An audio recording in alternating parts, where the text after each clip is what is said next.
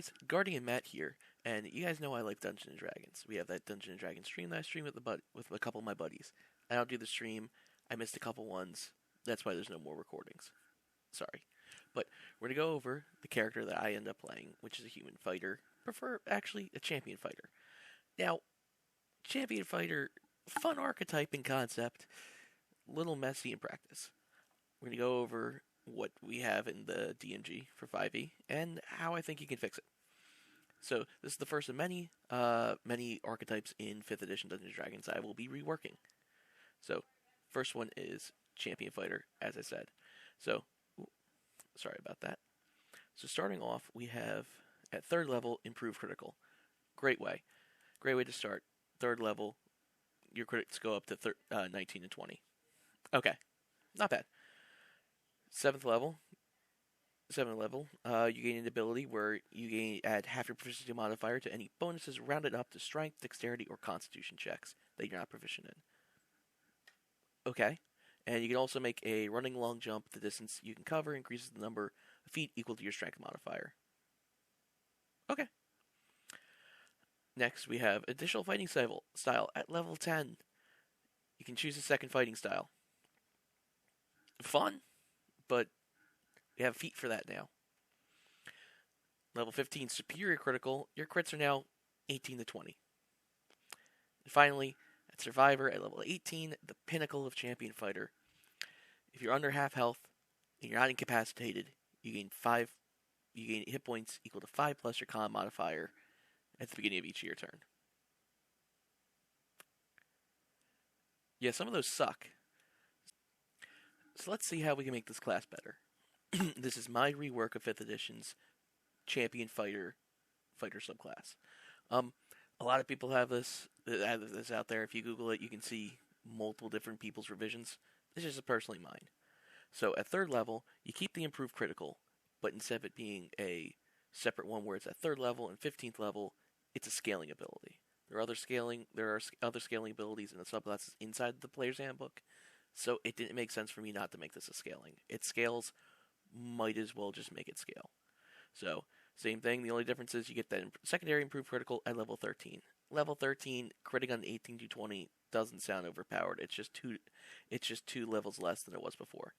Also at 3rd level, which I kind of figured should just be standard for every fighter, you get your second fighting style at level 3 instead of level 10. Makes sense. You're a champion fighter. I should get a second one. Plus, I like subclasses that give 2 abilities on the first time you take it. It makes it a lot easier. Plus, if you go one more level, you can also take the feat and get a 3rd fighting style. Love it. So, at 7th level, we still have the remarkable athlete. That didn't get changed, so I'm going to skip that. 10th level, though, we have a new one called Skill Combatant.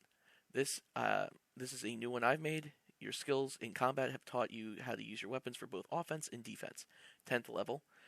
If you are wielding a simple or martial weapon, you gain an additional +1 AC. If you're wielding 2, you gain +2. So this makes it a lot easier for fighters to decide to dual wield and not have to worry about a shield. Or if you're wielding a great sword, great axe, whatever, anything in 2 hands, you still get an additional AC. So it's not bad. This way you can take defense and a long sword and a shield and get even more AC for yourself. I think it was good. Heat of the Moment is my next ability I added at 15th level. During combat, you're able to pull the most out of your abilities as a fighter. At 15th level, when you are using your Action Surge ability, for the remainder of this turn, you can make a second attack for every weapon attack you make with the same weapon. If you use this ability, you have disadvantage on all attacks on your following turn. It's a good trade-off. At this point, you can use Action Surge twice per long rest. So being able to attack twice per weapon attack, I know Samurai can kind of do something similar to that. It's not bad. I like it. Plus, if you use the Action Surge, you're using your second round of attacks. You're already using the first. You're kind of like, it's that ditch moment of I need another round of attacks. So it coming with a disadvantage of you have disadvantage next time.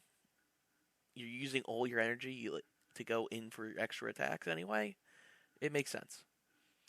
And finally, at 18th level for Survivor, I've changed it a bit.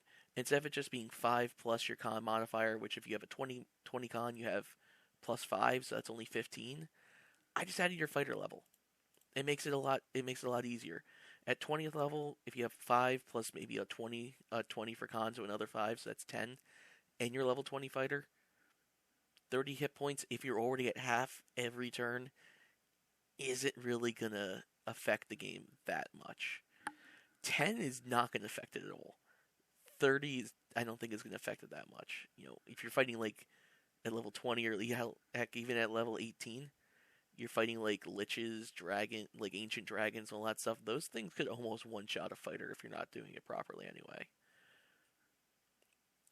So the extra health, it's fine with me. So those are my revisions to the fighter subclass for champion. Well, fighter champion subclass, should I say? I'm going to put a link to this Google Doc down below in the description. And yeah, I hope you guys like it. Stay tuned for more D&D content as well. And remember, guys, eyes up and keep rolling.